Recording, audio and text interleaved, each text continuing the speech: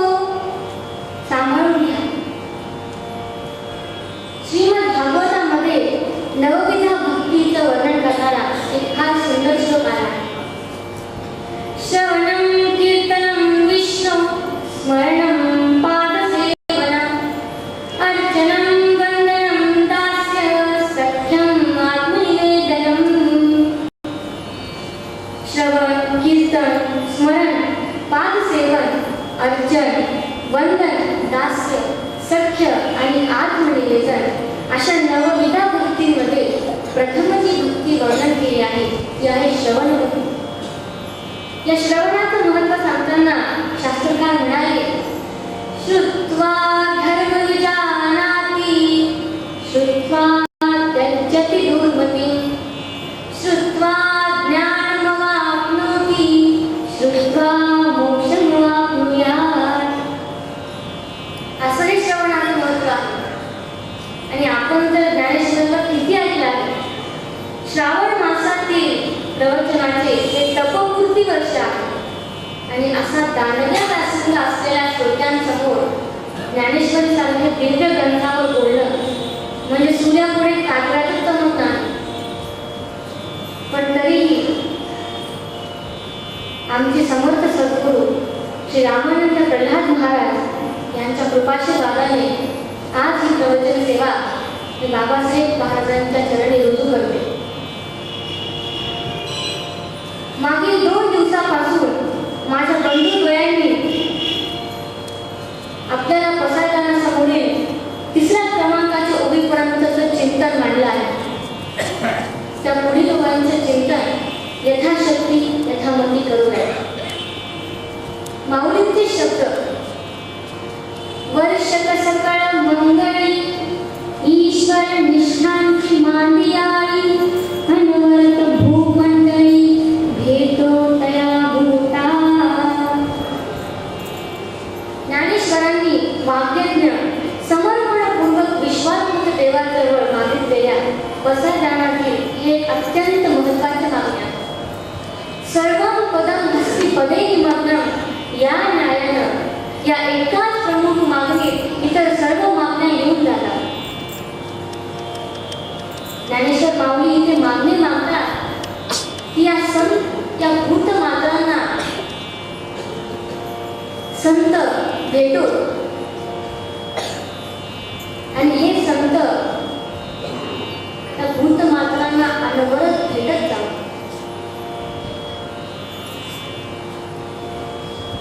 ज्ञानदेवांनी जे संत या भूत मात्रांना भेटावे अशी मागणी केलेली आहे त्या संतांचे वर्णन 2 विशेषणांनी केले आहे. वर्षत सकळ मंगळी व ईश्वरनिष्ठ. वर्षत सकळ मंगळी, संत हे मंगलाचाच वर्षाव करतात.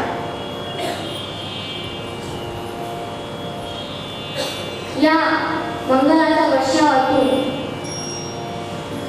काही गोष्टी सुकृतदर्शनी आपल्याला अमंगल वाटतात पण परिणामी त्या मंगल असतात. तर काही गोष्टी या सुकृतदर्शनी मंगल वाटतात पण परिणामी त्या अमंगल असतात. पण खरे मंगल काय? कारण संसारात आपण ज्याला मंगल समजतो ते मंगल नव्हेच. मंगल शब्दाची फार विटंबना होताना दिसून येते. अनेक गोष्टी या मंगल वाटतात पण त्या मंगल नसतात. त्यांचा परिणाम हा अमंगल असतो. ज्ञानदेव म्हणतात, पै ग्रहा माझी इंगळ तयाती म्हणती मंगळ किंवा नातये भौमा नाम मंगळ रोहिणी ते म्हणती जळ तैसा सुख प्रमाद बळ वैषयिक हा. असा हा मंगळ नावाचा ग्रह अत्यंत उग्र इंगळासारखा असूनही आपण त्याला मंगल असे म्हणत असतो. कन्या, पुत्र, दारा इत्यादींना आपण मंगल समजतो. पण श्री तुकोबाराय म्हणतात, मंगल हे नोहे कन्या पुत्राधिक राहिला रेती अंतर्पाय. तेव्हा समर्थ रामदास स्वामी म्हणतात, परम मूर्खा माझी मूर्ख जो संसारी मानी सुख अरे या संसारासारखे दुःख अन्य नाही. मग आज मंगल म्हणावे का? यावत विषय व विषयेंद्रिय संयोगजन्य सुख हे कितीही मंगल वाटत असेल तरी ते मंगल नव्हे. कारण विषय हे जड, विनाशी व दुःखरूप आहे. मग जे दुःखरूप आहे ते मंगल कसे असू शकते? सुकृत दर्शनी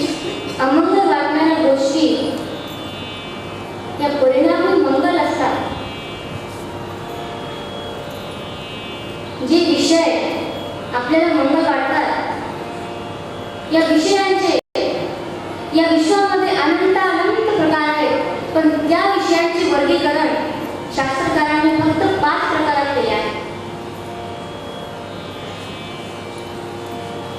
श्री पद्मपुराणात याविषयी सांगताना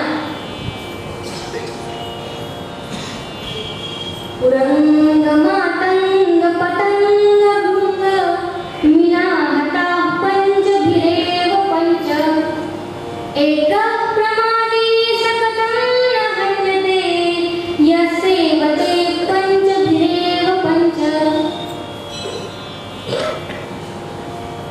हरिण शब्दाने, हत्ती स्पर्शाने, भ्रमर गंधाने, तर मासा रसाच्या प्रीतीने, पतंग रूपाने, याप्रमाणे एकेक विषयाच्या आसक्तीने 5 निरनिराळ्या प्राण्यांचा घात होऊ शकतो.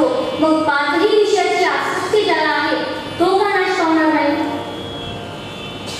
आता सुकृतदर्शनी अमंगल वाटणाऱ्या पण परिणामी मंगल असणाऱ्या गोष्टी कोणत्या ते पाहू. एक दृष्टांत सांगते म्हणजे तुम्हाला सिद्धांत लक्षात येईल. एक साधू महाराज होते. त्यांना तीर्थयात्रेसाठी हरिद्वारला जाण्याचे त्यांनी ठरवले. पायीच निघाले होते, त्यामुळे वाटेत एक गृहस्थाला त्यांनी विचारलं की इथून हरिद्वारला जाण्यासाठी किती वेळ लागेल? त्या गृहस्थाने सांगितलं, पायी निघाला असाल तर अजून 5 ते 6 तास लागतील. असं विचारून ते साधू महाराज पुढे निघाले. वाटेत 2-3 पुत्री त्यांचा तो भगवा वेश, दाढी, जटा पाहून त्यांच्या मागे लागली. साधू महाराज पुढे पळतायत, ती पुत्री त्यांच्या मागे धावतायत. हरिद्वार येईपर्यंत त्या पुत्रांनी साधू महाराजांचा पाठलाग सोडला नाही. शेवटी हरिद्वारच्या वेशीजवळ आल्यावर त्या पुत्रांनी त्यांचा पाठलाग सोडला. साधू महाराज खूप दमले, घामाघूम झाले. देवावर प्रचंड राग त्यांना आला. देवाला ते चिडून म्हणाले, काय रे देवा, तुझ्याकडेच तर यायला निघालो होतो आणि तू माझ्या मागे कुत्री लावलीस? असं म्हणतच ते गंगेमध्ये उतरले. गंगेत डुबकी मारली, शांत झाली. शांत झाल्यावर त्यांनी पुन्हा विचार केला, जर ही पृथ्वी माझ्या मागे लागली नसती तर अजून मला 5-6 तास चालत राहावे लागले असते. पण ही पृथ्वी माझ्या मागे लागल्यामुळे येथे अंतर 2 तासातच पार केले. म्हणजे पृथ्वी मागे लागणं हे सुरुवातीला अमंगल वाटते, पण त्याचा परिणाम हा मंगलात झाला. हे दृष्टांत पूर्ण झाले, पण संतांचंही तसंच आहे. जेव्हा तुकाराम महाराजांची दिवाळी निघाले तेव्हा स्वतः तुकाराम महाराज म्हणतात, बरे झाले देवा निघाले दिवाळी, बरी या दुष्काळात पेला केली. ही घटना प्रारंभी अमंगल वाटते, पण त्याचा परिणाम हा मंगलात झाला. कसा तर भजनात प्रवृत्ती होऊन भगवत कृपा झाली. असे भगवंताचेही आहे. तो ज्याच्यावर कृपा करतो त्याच्या अगोदर सर्वस्व हरण करतो. तो स्वतःच म्हणतो, यस्यानुग्रहम् इच्छामि तस्य सर्वं हरामि.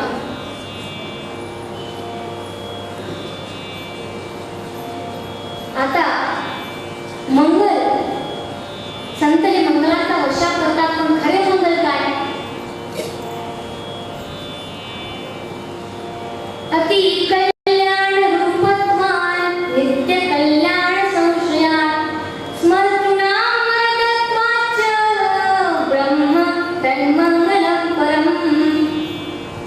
अत्यंतिक कल्याण स्वरूप, नित्य अविनाशी कल्याणास आश्रय व स्मरण करणाऱ्यांना वर देणारे असल्याने ब्रह्म हे परममंगल आहे. हे ब्रह्म जेव्हा सगुण साकार रूपाला प्राप्त होते तेव्हाही ते मंगलच आहे. या बाबतीत पुराणात आपल्याला एक प्रमाण सापडते. मंगलम भगवान विष्णू मंगलम गरुडध्वजः मंगलम पुंडरीकाक्षो मंगलाय तनो हरी. भगवान श्री विष्णू हे मंगल आहेत. त्यांचा गरुडध्वज मंगल आहे. पुंडरीक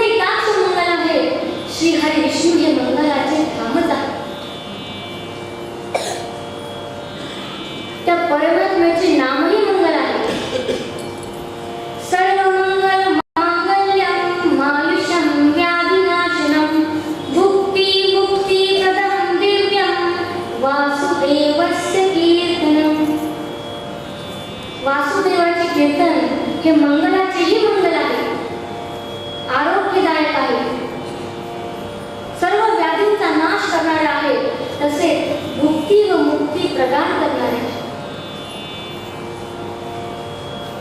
ज्ञानदेवच म्हणतात, सकळ मंगलनिधी श्री विठ्ठलाचे नाम आहे. असे हे नाम भगवंतापासून अभिन्न, भगवंताच्या ठिकाणी अभिन्न आहे, म्हणून ते मंगल आहे. त्यामुळे संत हे मंगलाचा म्हणजेच भगवान नामाचा, उपदेशामृताचा, धर्माचा, भक्तीचा, तत्वज्ञानाचा सर्वत्र वर्षाव करतात. यामुळे या मंगलाचा वर्षाव करणाऱ्यांना ज्ञानदेव म्हणतात की संत मंगलाचा वर्षाव करतात. आता पुढे ज्ञानदेवांनी संतांना दिलेले दुसरे विशेषण म्हणजे ईश्वरनिष्ठ. संत हे ईश्वरनिष्ठ आहेत.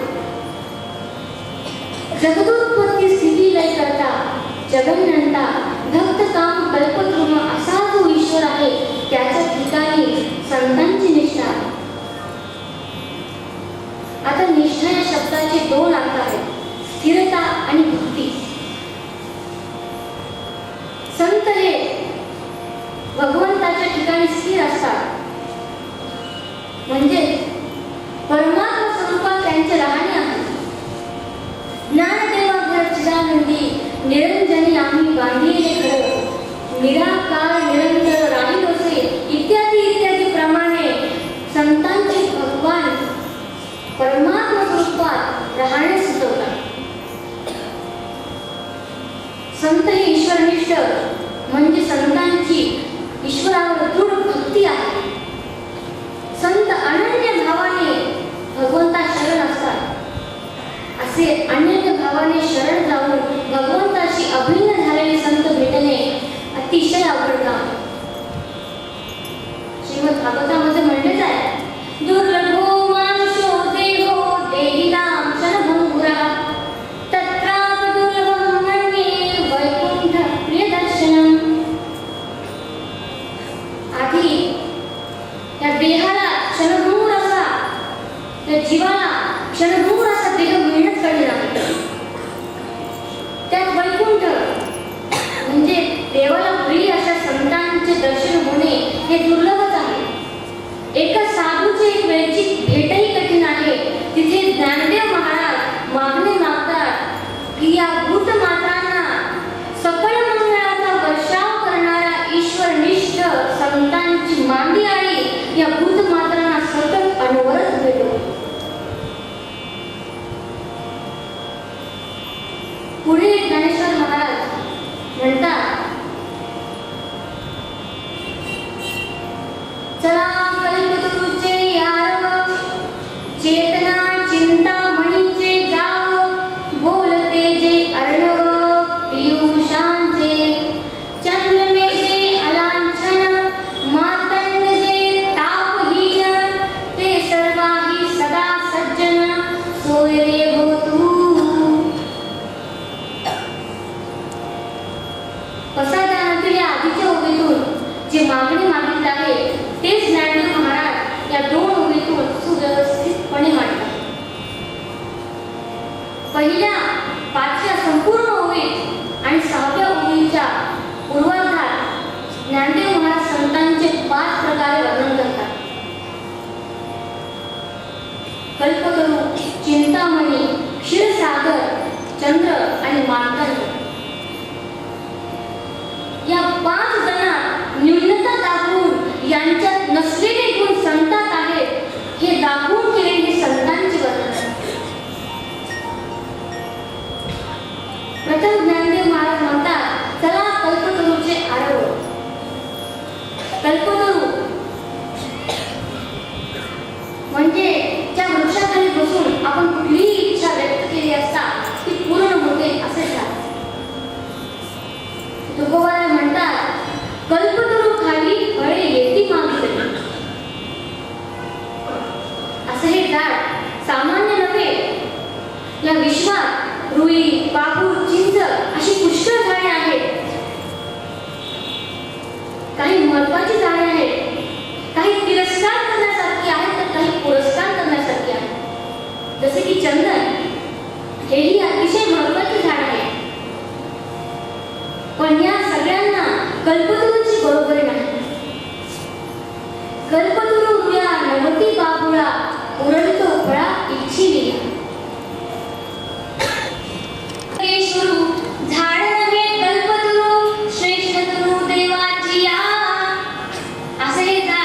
इच्छितार्थ प्रदायक आहे, ती देवाची तनु आहे.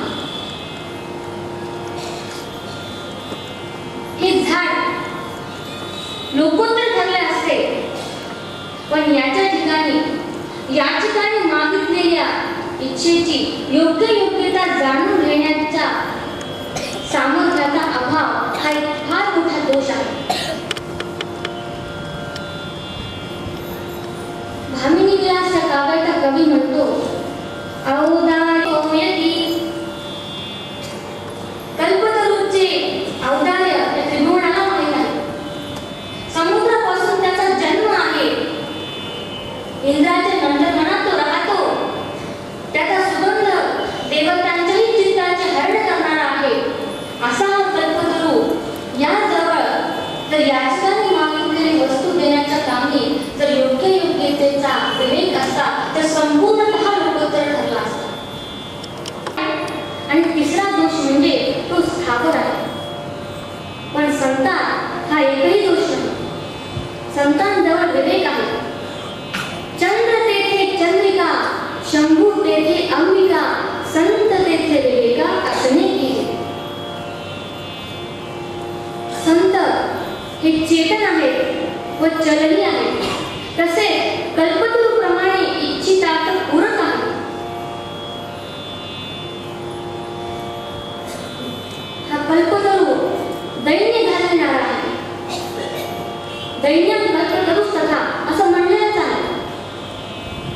कल्पतरू दैन्य घालून श्रीमंत करतो, तर संत हे दैवी संपत्ती देऊन श्रीमंत करतात. असे हे संत चल कल्पतरूंचे आरोप आहेत, म्हणजे उद्यान आहे. एका वृक्षात रम्यता नसते, पण उद्यानात रम्यता असते. संत हे रमणीय असे कल्पतरूचे उद्यानच आहे. म्हणून ज्ञानेश्वर माऊली म्हणतात कल्पतरूंचे आरोप. आता पुढे ज्ञानेश्वर माऊली संतांना चेतना चिंतामणीचे गाव असे म्हणतात. चिंतामणी हा एक खडा